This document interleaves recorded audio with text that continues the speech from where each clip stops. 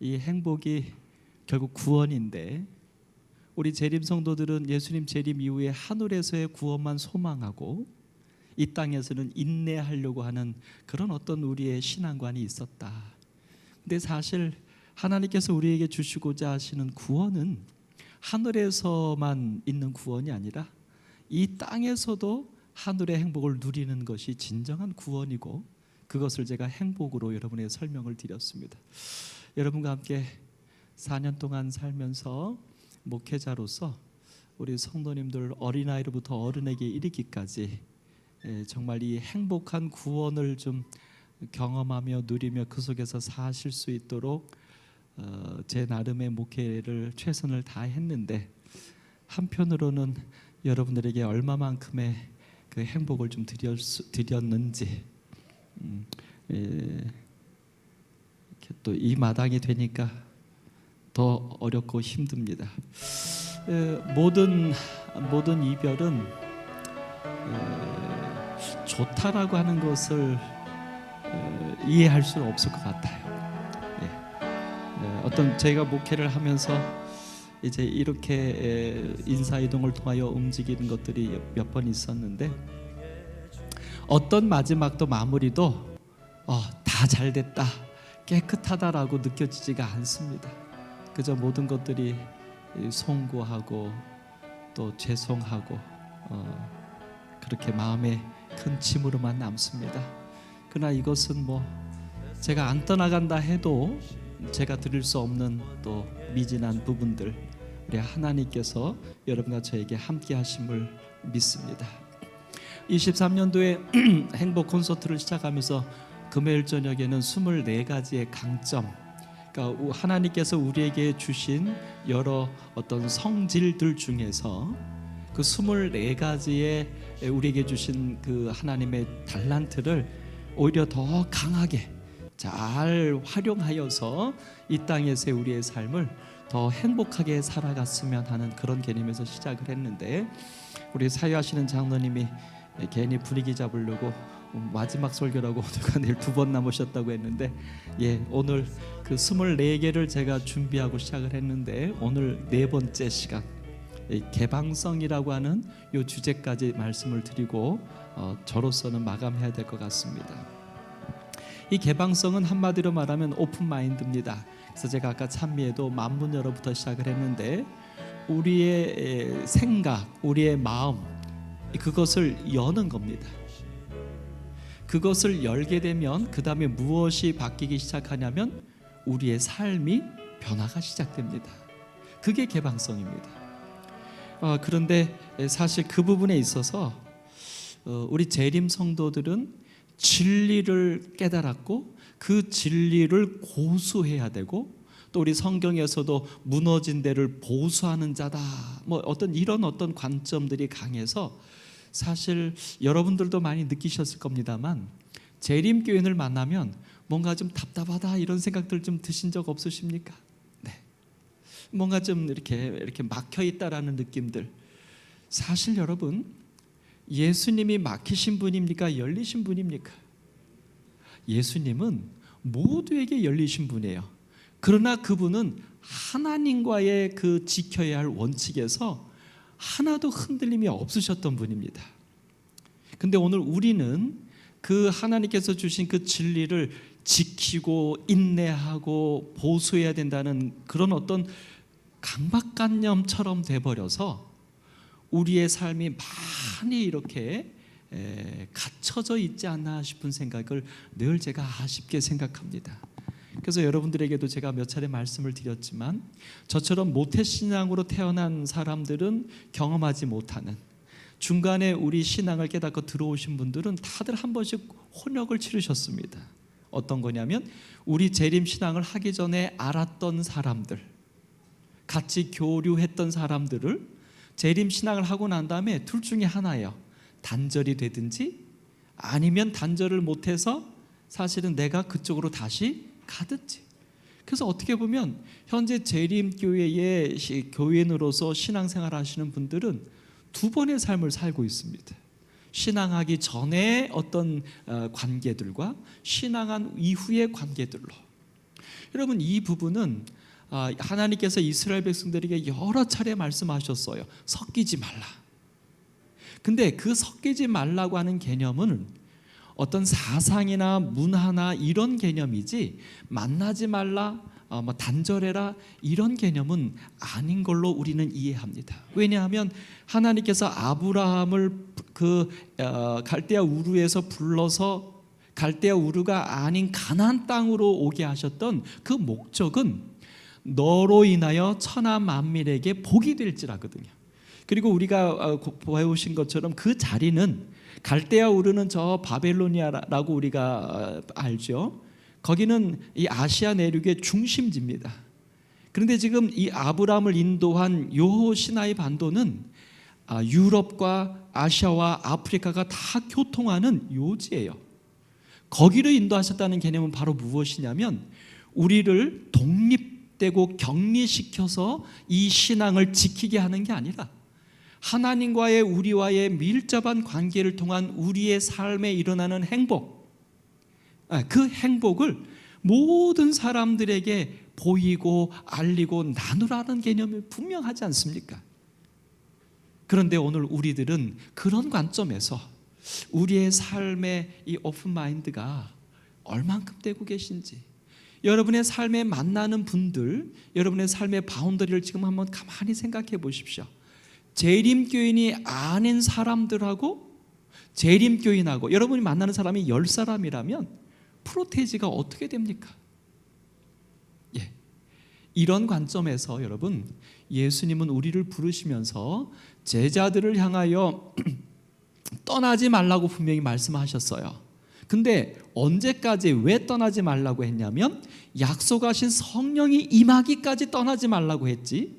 근데 사실은 마태복음 28장 19절에 승천하시면서 제자들에게 주신 진짜 삶의 사명은 뭐냐면 땅 끝까지 이르러 내 증인이 되라는 거예요. 그러니까 하나님은 우리에게 개방을 얘기하신 거예요. 오픈을 얘기하신 거예요. 단 구약 시대에 왜 자꾸 이렇게 섞이지 말라고 말씀하셨냐면, 아직 그들이 하나님과의 온전한 관계를 통하여 흔들림 없는 그리스도인으로서의 삶이 안 됐을 때, 그들에게 그 하나님과의 관계를 온전히 지키고 돈독하게 하기 위하여 섞이지 말라고 한 거지, 우리의 삶 전체를 섞이지 않도록 얘기하신 것은 아니었다는 것입니다. 그러므로 성도 여러분, 오늘 여러분에게 이 개방성에 대한 이야기, 로마서 12장 2절에 너희는 이 세대를 본받지 말고 오직 마음을 새롭게 함으로 변화를 받아, 이 포인트입니다. 그러니까 이 말씀으로 제가 지금 말씀을 해석하면 이겁니다. 여러분과 저 중에 우리 스스로 내가 아직 하나님으로 인하여 마음이 새롭게 되지 않았다면, 내가 온전하게 성경적인 가치관, 작년 1년 동안 제가 했던 성경적인 가치관으로 분명한 삶의 하나님의 말씀이 무엇인지를 내가 온전히 이해하지 못하고 그렇다고 하면 그 일에 더 열심을 내서 우리의 생각과 가치관이 그리스도인화 하셔야 합니다. 그런데 그런 것에만 머물러 있으면 안 된다는 거죠. 이 세대를 본받지 말고 그렇게 되지 아니한 사람들에게 우리가 나아가야 되는 겁니다. 보여줘야 되는 겁니다. 그래서 여러분, 기본적으로 교인이 아닌 사람들을 만나는 것에 대하여 우리가 꺼려하거나 두려워하거나 미루지 마시고, 그러한 일이 기회가 생길 때 여기 주신 말씀처럼, 하나님, 오늘 제가 누군가를 만납니다. 그 사람이 하나님을 모르고 가칭과도 다른 분입니다. 그 사람에게 오늘 제가 하나님을 만난 하나님 안에서의 행복을 그에게 보여줄 수 있도록 인도해 주옵소서.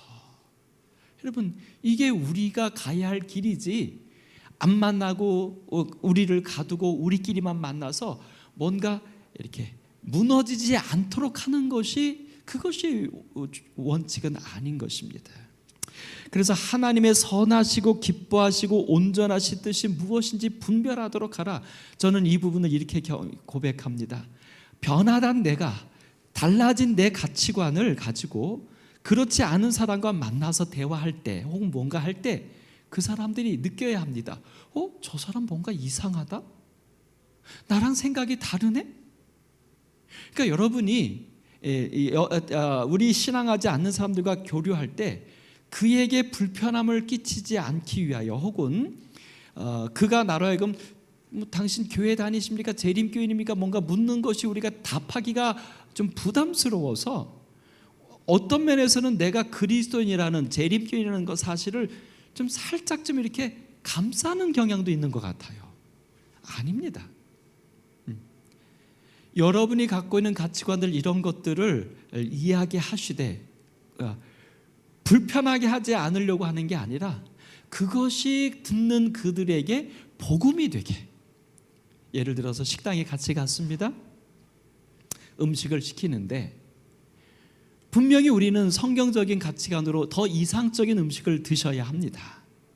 그런데 그것을 선택할 때 이제 그 부분이에요. 선택할 때 아니면 음식할 때 야 나는 그 고기 안 먹어. 거긴 못 가. 뭐 이렇게 하는 거하고 아니면 여러분이 미리 정말 우리가 갖고 있는 기별을 쫓아서 그런 음식들을 잘 만드는 데를 미리 알아보셔서 야 내가 좋은 데 알아. 거기 가자. 여러분 이 시작부터 다른 겁니다. 그렇게 음식을 같이 먹으러 안 가려고 하는 소극적인 사람, 그건 제가 아까 말씀드린 대로 섞이지 않아서 섞여서 내가 문제가 되지 않도록 불편하지 않도록 하는 소극적인 개념이고요. 우리 그리스도인은 적극적으로 나가셔야 되는 거예요. 적극적으로. 그래서 그렇게 가서 음식을 하는데 그 사람이 야 여기는 뭐 이런 뭐 내가 먹을 만한 게 없네. 그래? 이거 한번 먹어봐. 그래서 그걸 먹으면서 자연스럽게 나는 이것도 안 먹어 그것도 못 먹어 저거는 안 돼 이렇게 까다로운 사람으로 보이는 게 아니라 내가 갖고 있는 성경적인 음식물에 대한 기별이 오히려 그 사람에게 야 그런 게 있었어? 이런 것도 있었구나. 여러분 이게 복음입니다. 그래서 재림 성도는 말씀을 가진 그리스도인은 문제가 되지 않도록 지혜롭게 행하는 게 아니라 우리가 가진 성경에서 주신 그 귀한 복음을 매력적으로 보이는 게 그리스도인인 것이죠. 오늘 여러분과 저의 관계와 삶에 있어서 조금은 우리가 생각 하나만 바꾸면 됩니다. 내가 저 사람이랑 같이 저기 가서 이런 문제 저런 문제 생기면 어떡하지? 그러면 결론은 뭐예요? 가지 말자, 만나지 말자. 그게 지금 우리의 모습이었다는 거죠. 아니에요.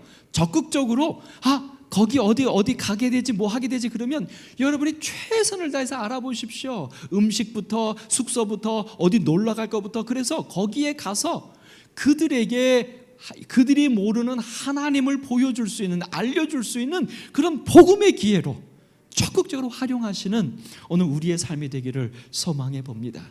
이게 어떻게 보면 개방성이에요. 여기까지 가는 게 예수님께서 십자가에 달리셨습니다.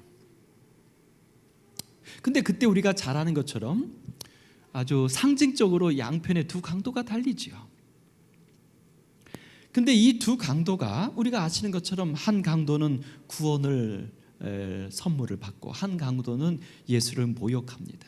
근데 그들의 표현이 이렇게 나와요. 예수여 당신의 나라에 임하실 때에 나를 기억하소서. 마음이 열린 개방된 사람입니다. 똑같이 죽음의 순간에 똑같이 가운데에 거짓 선지라고도 하고 자칭 유대인의 왕이라도 하는 예수가 매달려 있는 똑같은 상황에서 한편의 강도는 내가 그리스도냐? 너가 그리스도라면 너와 우리를 구원 좀 해봐라 라고 말하면서 구원하지 아니하는 그 가운데 있는 예수를 조롱하는 것으로 삶이 마감이 됩니다. 오늘 여러분과 제가 똑같은 하루를 삽니다. 우리의 마음이 열려 있으십니까? 아니면 닫혀 계십니까? 예수님에 대하여 열린다는 이야기는 십계명에서 말씀하신 것처럼 첫째 계명부터 넷째 계명까지인 하나님에 대한 사랑을 하는 사람들은 여섯째 계명, 다섯째 계명부터 열째 계명의 사람들에 대한 사랑도 자연스러운 것입니다. 마찬가지로 예수님에게 우리의 마음이 열린 사람들은 내 옆에 있는 모든 사람들에게도 마음이 열리는 것이 자연스러운 것입니다. 오늘 여러분과 저는 하루 동안 사시면서 열린 자들입니까? 닫힌 자들입니까? 지키려고만 했던 자들입니까? 복음이 되려고 했던 자들입니까? 이게 개방성입니다.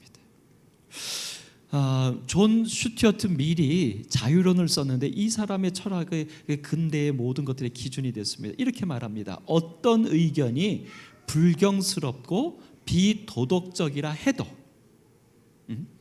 자신에게 절대로 오류는 있을 수 없다고 생각하는 것이 오히려 치명적인 독을 품는다. 그러니까 우리가 사회생활할 때 어떤 거에 대해 서로 대화하거나 판단할 때 그 사람이 말하는 것들이 정말 불경스럽고 비도덕적이에요. 그러니까 내가 정말 들어줄 수가 없고 같이 말을 섞기도 싫어. 그런 정도의 생각과 말을 하는 사람을 만나더라도 불경스럽고 그 다음에 비도덕적인 그들의 언행보다도 더 큰 문제는 나는 절대로 오류가 없어. 내가 다 옳아 라고 말하는 소위 닫힌 마음이 더 치명적이라는 겁니다. 더. 그런데 자칫 잘못하면 재림 성도들이 이렇게 될 확률이 굉장히 높습니다. 사실은 우리가 사회적으로 봐도 어떤 종교에 맹신하는 사람들은 일반 사람들의 어떤 이성으로 상상할 수 없는 일들까지 저지르지 않습니까? 그게 바로 이 부분이에요. 독선이 되는 겁니다. 나는 절대 진리를 깨달았어. 나는 오류가 없어. 이런 거예요. 그래서 딱 닫힌 거죠, 자기 안에. 자신의 생각이 옳다고 확신하는 사람. 그래서 여기 이렇게 말하죠. 자신에게 절대로 오류는 있을 수 없다고 생각하는 것. 이것이 굉장히 우리를 독선으로 간다는 겁니다. 우리가 잘 압니다. 누굽니까? 예수님이 오셨을 때에 그때 유대 지도자들. 그러니까 하나님을 모르는 사람들이 아니고 성경을 모르는 사람들이 아니에요. 특별히 그렇게 다수로 가지 말고 우리 사울을 생각해 보자고요. 바울이 된 사울. 바리새인 중에 바리새인이요, 사내들인 회원이요. 어려서부터 그는 율법에 정통한 자였는데 그가 자기의 생각이 옳다라고 하는 그 독선으로 어떤 일을 벌입니까? 스데반을 죽이고 그리스도인을 핍박하는 자가 된 거죠. 네. 여러분, 오늘 우리의 가치관, 우리의 생각도 이런 관점 속에서의 어떤 이 독선, 그 다음에 개방에 대해서 깊이 한번 고뇌해 보시면 어떨까 싶습니다. 우리 재림교회도 여러분 다 아실 겁니다. 우리 교회는 예배 시간이 안식일학교가 몇 시 시작이죠? 이피금 지사님, 우리 교회 몇 시 시작이에요? 이피금 지사님 뭐라고 하셨냐면 지금 9시 반. 그래서 제가 다시 또 물었는데 또 9시 반. 집사님이 우리 교회 9시 반까지 오세요? 그러시구나. 우리가 10시 반에 드립니다. 근데 여러분 보십시오. 이게 이 9시 반이라고 이피금 지사님이 생각 없이 말한 거. 우리 찬미가 옛날 찬미가로 외웠잖아요. 몇 장 그러면 그건데 요즘 찬미가 바뀌니까 이게 안 바뀌잖아요. 그것처럼 9시 반이라는 게 우리의 고정관념으로 딱 막혀 있는 거예요. 그래서 예전에 사실 이 9시 반이 이제 오픈이 될 때 우리 교단이 얼마나 고뇌했는지 모릅니다. 정확하게 기억합니다. 태능교회 그 무슨 목사님께서 처음 10시에 시작을 하려고 했더니 그때 어떤 일이 벌어졌냐면 연합회 행정위원들까지 오셔서 지도하셨습니다. 이게 무슨 소리냐, 큰일 난다, 안 된다. 근데 보십시오. 이제 그렇게 된 지 한 15년, 한 20년 지났는데 지금 제가 가보니까요, 우리는 10시 반, 대부분 10시, 아직도 9시 반 고선언돼 있고, 제가 또 요번에 한 목사님 만났는데 그 교회는 10시 15분에 시작하더라고요. 그거 아무 문제가 안 되잖아요. 근데 문제는 좀 되더라고요. 저희가 10시 반에 시작하니까 9시 반에 시작하는 걸로 생각했던 우리 교회 처음 오시는 분이 9시 반에 와가지고 이게 뭐냐고 막 당황하시더라고요. 근데 그런 것들이요, 보세요. 성경의 진리가 9시 반 시작하는 겁니까? 근데 우리는 그 9시 반에 안 하면 큰일 나는 걸로, 안식을 범하는 걸로 우리는 생각해 왔다는 거죠. 이런 부분들이 사실은 또 하나의 뭡니까? 개방성이 안 돼요. 근데 이런 부분들이 사실은요, 가만히 내 입장에서 생각하지 않고 제3자의 입장에서 나를 생각하면 우리 모두에게 꽤 그런 것이 많다는 겁니다. 그래서 나를 처음 대하는 사람이나 처음 만난 사람들이 나에게 다가오는 것이 굉장히 어렵다는 거예요. 내가 다가가는 것도. 여러분 한번 여러분의 개방성을 한번 좀 체크해 볼까요? 똑같습니다. 6가지 질문입니다. 1점에서 5점까지 여러분 한번 손가락으로 한번 좀 해보십시오. 1번, 나는 중요한 결정을 내릴 때 충분한 근거를 찾으려 한다. 그냥 하던 대로 이거야 이러는 게 아니라 다시 한번 그 문제를 재고해 본다는 겁니다. 근데 대부분은 습관대로 갑니다. 해던 대로 갑니다. 2번째, 난 항상 찬성하는 의견과 반대하는 의견을 비교해 보십니까? 근데 한국 사람들은요, 흑백의 논리가 강합니다. 그래서 내가 저 의견이 저쪽 의견이 좋다고 혹은 저 사람이 좋다 그러면 사람마다 사실은 생각이 달라져야 되는데 그냥 몰빵입니다. 그냥 한 번 이 패면, 한 번 이 사람이 좋으면 계속 같이 그 생각이에요. 이 요지부동이에요. 우리 한국인의 특징 중에 하나죠. 여러분은 어떠십니까? 3번째, 내 친구들은 나의 판단력을 높게 평가한다. 4번째, 나는 항상 어떤 문제의 양면성을 살펴본다. 그러니까 무언가 내 의견을 말하기 전에 어떤 그 사실에 대해 혹은 누군가의 제안에 대하여 깊이 한번 생각해 보는 거예요. 저 사람은 왜 저렇게 말했을까? 이 일은 왜 이럴까를 앞뒤를 다 살펴보고 그 다음에 이렇게 할 경우 그냥 이게 좋다 이게 옳다가 아니라 이렇게 할 경우 앞으로 어떤 영향이 어떻게 될까도 한번 좀 가늠해 보시냐는 거죠. 그 다음 5번째, 나의 의견과 다르더라도 타당한 주장이라면 기꺼이 받아들입니까? 6번째, 복잡하게 얽힌 중요한 결정을 해야 할 때 나는 내 견해와 다른 입장들도 공정하게 고려하여 냉철하게 잘 판단하는 편이다. 네. 여러분 점수가 어떻게 되십니까? 똑같습니다. 9점, 10점이 안 되시는 분들, 요 6가지 질문에 10점이 안 되시는 분들 있으십니까? 야, 우리 교회는 뚝심 있게 이렇게 지키신 분이 없으시네요. 자, 그러면 10점에서 20점 아래. 이건혜 집사님, 이광현 집사님, 20점 아래. 그분들은 개방성의 보통 수준이래요. 근데 사실은 이게 반대로 가기도 합니다. 개방성의 개념에 대해서만 이야기했지, 이런 분들은 뭐냐면 그 신조, 소신 이런 게 이제 그만큼 또 개방성의 점수에 반하여 그 부분이 또 굉장히 높은 거죠. 26점 이상. 손 안 드시죠? 손가락이 다 계산이 안 되신 거죠. 산수가 안 되셔서 그런 거죠. 네. 여러분, 우리는 성경에서 몇 사람을 좀 보게 됩니다. 누구 같아요? 네, 제가 써놨습니다. 가인입니다. 가인의 개방성은 어땠을까요?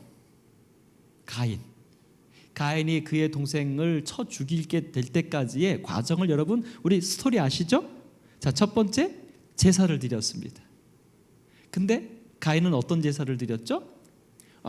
곡식으로 드렸습니다. 왜 가인이 곡식으로 드렸죠? 우리는 그때 그 설교를 통해서 압니다. 왜 그랬죠? 하나님이 아담과 하와가 범죄한 이유로 우리를 에덴 동산에서 쫓아낸 것은 부당하다. 이 개념이에요. 그래서 하나님이 양으로 제사 드리라는 것도 나는 받아들일 수 없다. 그러니까 이 가인이요, 지금 그에게 주어진 삶에서 하나님께서 주신 메시지에 대하여 그의 생각을 열지 않는 겁니다. 그 다음에 더 큰 문제가 뭐냐면, 그렇게 해서 제사가 드려졌을 때 하나님이 아벨의 제사를 받았을 때 가인이 화가 났어요.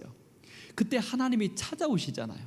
그래서 가인에게 말해, 가인아, 내가 왜 이렇게 화를 내느냐? 너가 잘못했기 때문에 화가 난 거 아니냐? 그런데 한 말씀 하시죠. 죄의 소원은 너에게 있지만 죄를 다스려라. 하나님이 미리 경고하고 갔어요. 미리 알려주고 갔어요. 그러니까 마음을 열라는 거죠. 근데 결국 이 가인이 어떤 일을 벌입니까? 그의 동생을 들에서 만났을 때 쳐 죽여요. 뭐 하지 않은 겁니까?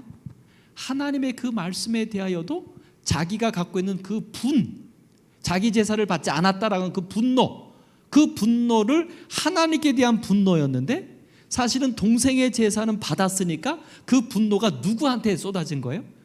아벨에게. 그게 살인입니다. 그러니까 이 가인이 뭐를 바꾸지 않아요? 그의 생각을 바꾸지 않았고 그의 감정에도 오픈하지 않아요. 그냥 표출한 겁니다.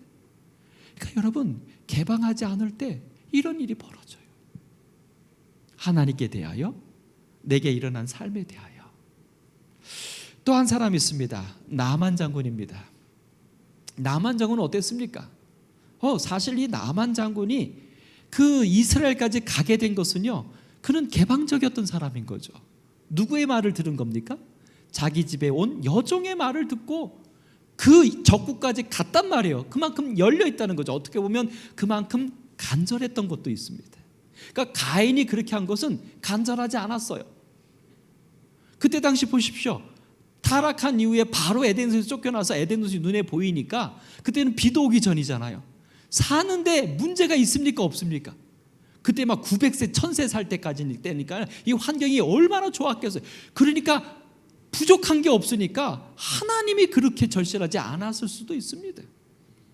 근데 지금 이 나아만은 절실했기 때문에도 되겠지만 붙잡혀온 여종의 말을 듣고 갔다는 거죠. 열은 거예요. 또 하나는 그의 아내가 얘기해 줬으니까 아내에 대한 사랑에도 마음이 열린 거죠. 남자가 여자 말을 들어서 내비에 있는 아가씨 말만이 아니라 사실은 남자분들이 여자 말 들으면 안 좋은 일보다 좋은 일이 많다고 하는 것이 결론 아닙니까? 저 최혜민 씨가 뒤에서 왜 박수를 쳐요? 이상한 사람입니다. 그런데 이 나만이 마음이 다칠 순간이 있었죠. 뭡니까? 그 선지자가 나와 보지도 않고 그냥 요단강에서 씻어라 할 때 나만이 화가 이만큼 나갔고요. 내가 이 이스라엘을 다 그냥 쓸어버리라고 막 돌아가는데 그때 또 누가 옆에서 조언합니까? 부하가. 여러분 생각해 보세요. 장군입니다. 옛날에는, 오늘날에는 계급 개념이지만 옛날에 부하는 거의 노예 개념 아닙니까? 근데 그 노예가 하는 말을 이 나만이 들어요. 오픈한 거예요.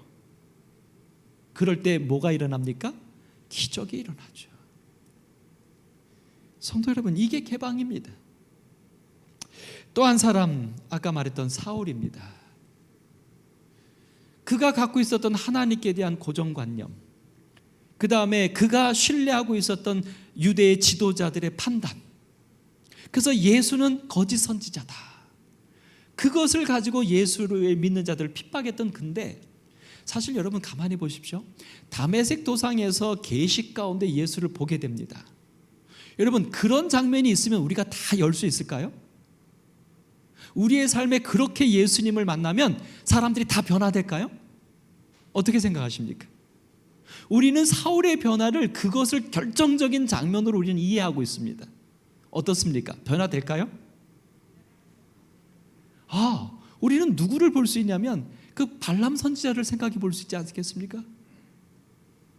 선지자가요, 그 욕심에 의해서 하나님께 물어보게 됐는데 하나님이 정확하게 말했어요. 지금 너가 하려고 하는 것은 안 좋은 거다. 그런데도 이 선지자가 그걸 못 버리잖아요. 결국은 하나님이 억지로 계속 기도하니까 금방 해봐라. 그 나귀 타고 가는데 하나님 또 뭘 보냈어요? 천사를 보내서 막아주고 나귀가 말을 하잖아요. 여러분, 이 장면하고 사울이 다메섹 도상에서 계시 가운데 예수를 본 장면하고 뭐가 더 쇼킹합니까?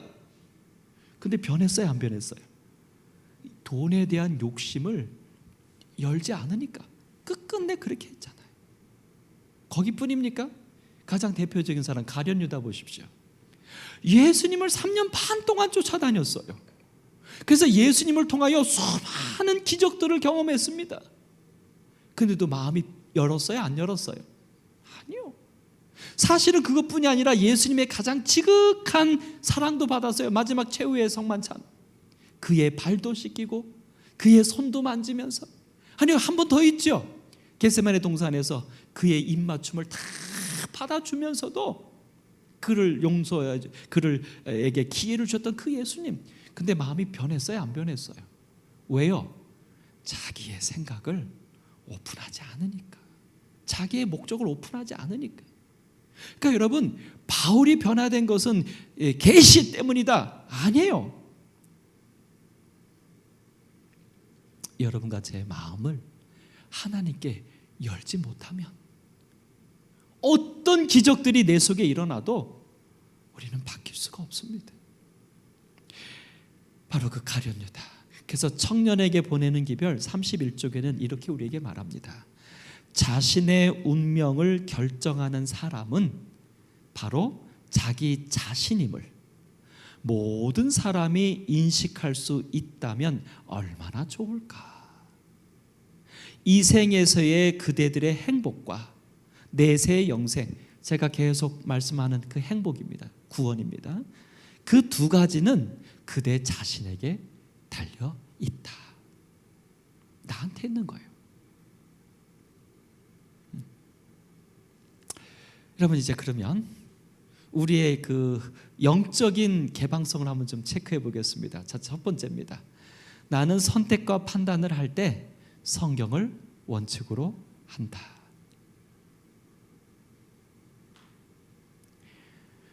목숨이 왔다 갔다 하는 중차대 한때만을 얘기하는 게 아니라 그냥 집을 이사 가거나, 그것도 큰 거죠. 아니면 어떤 가전제품을 사거나, 아니면 조금 더 가면 오늘 아침 뭐 먹을까 이런 것에도 여러분, 하여튼 여러분 삶의 모든 순간에 하나님의 말씀의 원칙이 살아계시냐고 질문하는 겁니다. 두 번째입니다. 나는 옳고 그름과 유익과 무익을 모든 선택에서 한번 생각해 보십니까? 왜 사람들이 어떤 문제가 있을 때 서로 이렇게 하다가 나중에 그런 말 하죠. 우리 막 가보자는 거야. 그 옛날 우리 대통령도 그 말씀 한 말씀 하셨는데, 막가파가 되면 대책이 없습니다. 근데 우리의 선택에도요, 그냥 내 판단만 있으면 참 그 판단으로 인한 결과들은 참 어마어마할 수 있습니다. 그래서 사실은 어떤 일을 우리가 말하고 선택할 때 중요한 것은요, 이렇게 했을 때 일어날 현상들에 대하여 우리가 깊이 있게 할 수 있는 대로 생각해 보는 거죠. 내가 이 말을 했을 때 내 감정에는 충실하고 이 말을 하는 것이 옳을 수는 있지만, 이 말을 하거나 이 행동을 할 때에 일어날 어떤 영혼들에 대한 혹은 하나님에 대한 이런 부분들에 대한 영향을 우리가 한번 생각해 보면, 사실은 내가 그렇게 하는 것이 당연하고 마땅할지라도 할 수 없을 때가 있는 겁니다. 하면 안 되는 때가 있는 거죠. 우리 원암교회 성도 여러분, 여러분과 저는 그저 옳은 것에, 내가 생각할 때 옳은 것에, 그 다음에 내가 생각할 때 당연한 것에 우리의 선택이 있는 것보다 그것으로 인하여 일어날 하나님의 영광과 이 세상 영혼들에게 미칠 파장을 좀 고민하면서 생각하는 이타적인, 이게 생각의 이타적인 사람들입니다. 복음적인 사람들, 그런 우리들이 돼야 되지 않을까. 세 번째, 나의 판단력을 성도들은 높게 평가한다. 네 번째, 나는 가능과 불가능을 꼭 확인하고 비교한다. 가끔은 우리가 어떤 코너에 몰리면 생각이 이렇게 한쪽에 편견이 딱 되면 이것밖에 없는 것 같아요. 이것밖에. 그럴 때 내리는 선택은 나중에 꼭 후회합니다. 보십시오. 성경은 우리에게 주십니다. 하나님께서는 우리를 막다른 골목으로 인도하신다고 말씀하지 않으세요. 시험 받을 즈음에 피할 기도를 내어주시는 분이 하나님이에요. 그러니까 여러분과 저의 삶에 어떤 순간이 닥쳐도 이것밖에 없어라고 할 때는요, 그 선택 잠시 멈추셔야 합니다. 하나님이 계신데 내 생각으로는 이것밖에 없는 거예요. 이렇게 안 하면 큰일 날 거예요. 그럴 때 잠깐 멈추세요. 왜? 하나님이 계시니까. 그 얘기하는 겁니다. 다섯 번째, 나의 생각과 다르더라도 타당한 주장이라면 감사히 받아들인다. 이게 이제 열린 마음이죠. 영적으로도 복잡하게 얽힌 중요한 결정을 해야 할 때 나는 특별한 기도와 말씀의 확신, 신앙 있는 이들의 조언을 구하는 편이다. 그러니까 나 혼자 그냥 선택하는 것이 아니라 정말 이런 특별한 일에 있을 때는 할 수 있는 모든 방법을 동원하여 말씀을 살피고 또 조언을 구하고 이렇게 영적으로 확인하고 난 다음에 선택한다. 이 6가지입니다. 이 부분에 우리 오남계 성도님들은 다 30점 만점이 되시기를 소망합니다. 그래서 우리의 선택이 하나님께서 말씀하시는 것처럼 하나님의 하시는 근심에는 후회함이 없다고 하시는 것처럼 여러분과 저의 선택에도 후회함이 남지 않을 수 있기를 간절히 소망합니다. 자, 여기 아까 그 두 강도가 왜 그런 선택을 했는지 제가 한번 좀 이유를 좀 찾아보게 됐습니다. 여기 이렇게 말하죠. 백부장이라는 제3의 인물이 나옵니다. 그 예수님의 죽으심을 다 주장했던, 그냥 직업이기 때문에 주장했던 백부장이 나오는데 그 된 일을 보고라고 말합니다. 그러니까 그냥 의무감에서 예수를 채찍으로 때리고 십자가를 지게 하고 골고다까지 끌러오게 해서 예수를 십자가에 못 박는 이런 그냥 자기의 잡을 행한 백부장도 그 되어진 일을 보는데 어떻게 말하면 하나님께 영광을 돌렸다 그래요. 이 백부장이 십자가 형이 이게 하나였겠습니까? 다른 여러 형들도 했겠죠. 그러니까 지금 여기 그 된 일을 볼 때 무슨 일을 봤을까요? 이게 포인트입니다. 이 백부장이 무슨 일을 봤을까요? 근데 백부장뿐만 아니라 여기 구경하러 모인 무리, 그러니까 6월절이니까 예루살렘으로 그냥 이렇게 기도하러 혹은 구경하러 쫙 온 사람들 중에서 생각지 않게 예수의 죽음의 장면을 본 거예요. 근데 그 사람들도 그 된 일을 보고 다 가슴을 치며 돌아갔다.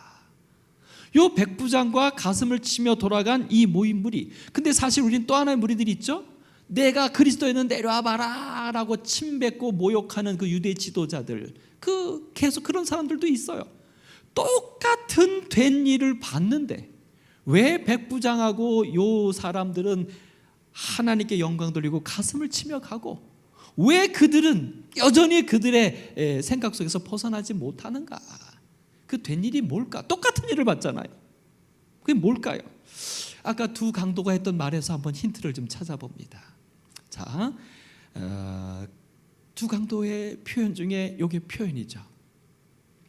그러니까 예수님께 신앙을 고백했던 사람은 당신의 나라가 임하실 때라고 말해요. 그러니까 이 사람의 이 된 일을 보면서 이 사람의 관점은 뭘 본 거냐면 그 예수님이 말하는 그 하늘나라를 본 건데, 오늘 이 예수에 대해서 모욕했던 이 사람은 뭘 봤어요? 너와 나를 구원하라. 그러면 이 둘의 차이점은 뭡니까? 자기이긴 하지만 요 한편의 사람은 하나님의 나라가 그의 본일이에요. 근데 이 한편 사람은요, 나를 구원하라가 포인트예요. 자기를 죽이지 못하는 자는 한 알의 밀알이 땅에 떨어져 썩지 아니하면 새로운 생명과 변화가 일어날 수 없어요. 오늘 여러분과 저의 개방은 그러므로 우리 속에, 우리의 모든 삶에 하나님이 중심이 되고 예수가 내 안에 계실 때 우리는 열려질 수 있습니다. 그럴 때 우리의 모든 사소한 일들도 그렇게 되면 영적인 일이 됩니다. 다시요. 이렇게 하나님을 향하여 우리의 삶을 열게 되면 똑같은 일상이지만 이제는 하나님의 일이 됩니다. 하나님과 함께 동행하는 일이 됩니다. 여러분과 제가 건강을 위하여 음식을 구별하거나 운동을 하거나 아니면 우리의 어떤 품성을 위하여 험한 말을 하지 않거나 하는 것들이, 그러니까 어떤 건강을 챙기는 것들만 보면 나의 건강만을 생각해서 하면 운동입니다. 그냥. 근데 내 몸이 그 똑같은 일을 할 때도 내 몸은 하나님이 주신 선물이고 하나님의 성전이다 라고 하는 관점에서 우리가 걷고 음식을 구별할 때는 영적인 일이 돼요. 근데 단순히 건강만을 위해서 도모하면 뭐 해야 되냐면 칼로리 따져야 되고, 몸무게 빠졌나 안 빠졌나 따져야 되고, 얼마나 좋아졌나, 근력이 늘어났나, 이런 것만 따져가요. 여러분, 오늘 우리의 관점을 내가 아니라 나를 통하여 역사하시는 그 하나님, 그분에게 우리의 마음들이 온전히 열리시게 되기를 소망합니다. 네. 우리 여기 아까 인성이가 찬미를 막 엄마 안겨서 불러요. 얼마 전부터 우리 인성이가 찬미를 하는데 뭐 글자도 못 읽고 발음도 안 되는 소리가 나요. 저 아이들이 얼마나 좋은지요. 근데 보세요, 저렇게 할 때 뭐가 열리기 시작하는 거예요? 저의 생각이 하나님께로 향하는 거예요. 저 아이들이. 자, 이제 말씀을 좀 정리해 봅니다. 로마서 12장 2절, 아까 주제 성경으로 삼은 걸 제가 설명해 드립니다. 너희는 첫 번째 이 세대를 본받지 말래요. 간단합니다. 이 세대는 하나님을 모르는 세대예요. 하나님을 중심으로 하지 않는 세대예요. 디모데후서 3장 2절 5절, 사람들이 자기를 사랑하며 돈을 사랑하며 자랑하며 교만하며 비방하며 부모를 거역하며 감사하지 아니하며, 이런 모든 모습들은 다 뭐예요? 하나님을 향하여 마음을 열지 않은 자들, 자기 속에 웅크리고 앉은 자들의 모습입니다. 오늘 혹여 여러분과 제가 여기에 조금이라도 나의 모습이 있다면 예를 들어서 이런 거죠. 자만하지 않게 주옵소서. 요거는 행위입니다. 자만하지 않을 수 있는 비결은 여러분과 제가 예수를 우리의 삶에 모실 때입니다. 그래서 요 부분들은 요것도 하지 말고 저것도 하지 말고 요것도 하지 말고 이렇게 각각의 규례로 우리가 이해하면 굉장히 우리가 행동하는 게 억압이 되고 불편합니다.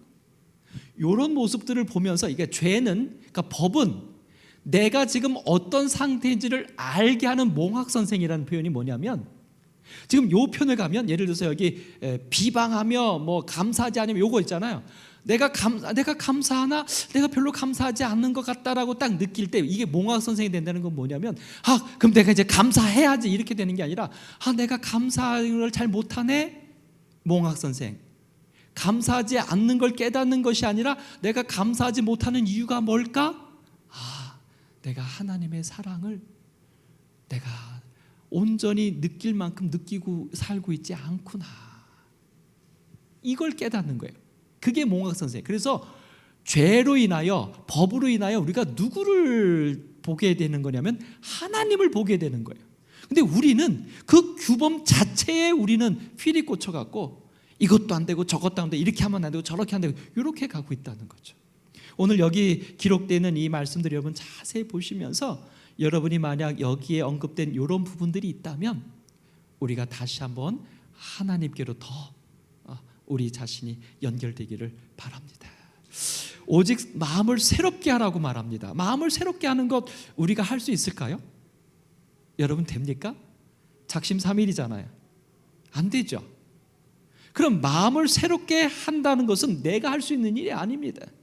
오늘 여기 디도서 3장 5절에 말씀하신 것처럼 우리를 구원하시되 우리가 행한 바 의로운 행위로 말미암지 아니하고 오직 그의 긍휼을 따라서, 그의 긍휼은 누구냐면 하나님이고 예수님이에요. 그분이 나에게 베풀어 주신 긍휼을 따라서 우리에게 어떤 일이 벌어지냐면 중생의 씻음과 성령의 새롭게 하심으로 하셨다. 결국 우리가 새롭게 변화되기를 소망하신다면 뭘 안 해서 뭘 지켜서 되는 게 아니라 어떻게 되는 거예요? 하나님께서 내 속에 새로운 영을 창조해 주시도록 하나님을 바라보는 겁니다. 내가 비록 십자가에 달려 죽어가는 순간에도 여기서 벗어나는 것을 꿈꾸는 게 아니라 그 순간에도 성령이 내 속에 역사해 주셔서 나로 하여금 변화되게, 새 사람 되게 해달라고 간구하는 겁니다. 세 번째가 하나님의 선하시고 기뻐하시고 온전하신 뜻이 무엇인지 분별하라. 하나님의 선하시고 기뻐하신 뜻이 뭘까요? 굉장히 많겠지만 제가 한마디로 요약하면 디모데전서 2장 4절 같습니다. 하나님은 모든 사람이 구원을 받으며 진리를 아는 데 이르기를 원하신다. 하나님의 선하시고 온전하신 뜻, 기뻐하신 뜻, 나를 향하여 하나님은 뭘 원하세요? 하나님의 뜻이 뭐예요? 내가 진리를 깨닫고 구원받는 거예요. 아멘. 끝. 그러면 그것은 나만 향한 뜻입니까? 내 주변에는 모두를 향한 하나님의 뜻이에요. 그러니까 그 사람과 나의 관계가 어떻게 설정이 돼야 되냐면, 나한테 유익한 놈, 나를 힘들게 하는 놈, 내 돈 떼먹은 놈, 뭐 나랑 생각이 다른 놈, 이런 세상적인 개념으로 그 관계를 이해하는 게 아니라, 나는 하나님과의 관계에서 진리를 알고 구원받기를 원하시는 하나님의 은혜를 받고 있는 사람, 저 사람도 하나님이 그렇게 소망하시니까 지금 살게 하시는 사람. 그럼 그 사람과 내가 만나면 둘 사이에서는 무엇을 목표로 해야 됩니까? 그 구원을. 이게 변화된 사람의, 개방된 사람들의 삶이죠. 두 번째, 누가복음 15장 7절입니다. 죄인 하나가 회개하면 기뻐한다는 거예요. 그러니까 여러분과 제가 이 땅에서 개방되어져야 될, 하나님과 하나가 됨으로 개방되어졌을 때 나타나는 행복은 뭐냐면, 뭐가 잘 됐을 때, 내 소원이 이루어졌을 때 행복한 게 아니에요. 여러분 교회 감사헌금들 내시죠? 감사합니다. 감사헌금 많이 내십시오. 근데 여러분 가만히 생각해 보세요. 여러분 감사헌금 낼 때 어떨 때 내십니까?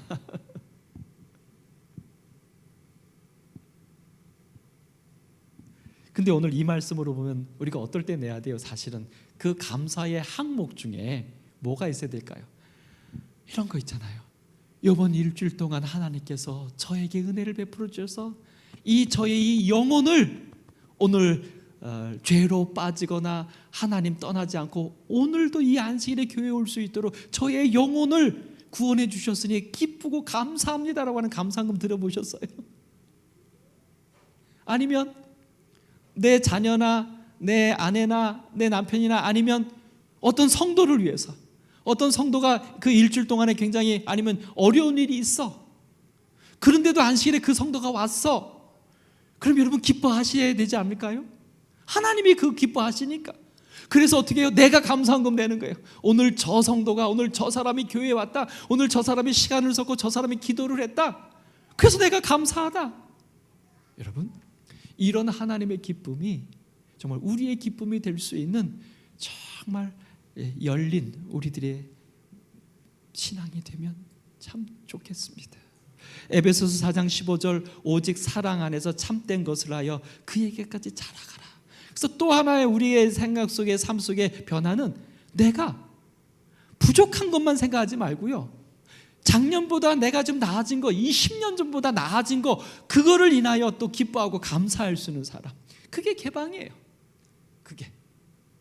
그 다음에 마지막 계시록 22장 20절, 내가 진실로 속히 오리라 하시거늘 아멘 주여 오시옵소서.